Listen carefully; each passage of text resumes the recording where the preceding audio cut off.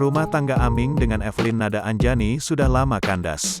Evelyn pun mengaku sudah tidak berkomunikasi lagi dengan Aming.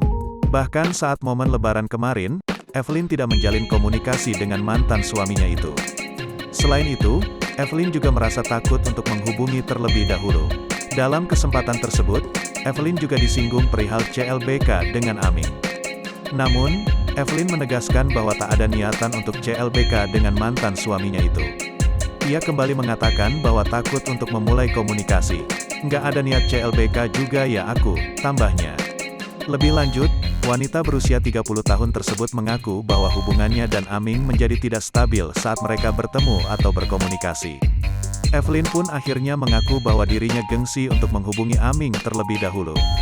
Selain itu, ia juga takut jika pesannya tak dibalas oleh Aming. Meski begitu, baik Evelyn dan Aming saling mendukung, walaupun tak secara langsung.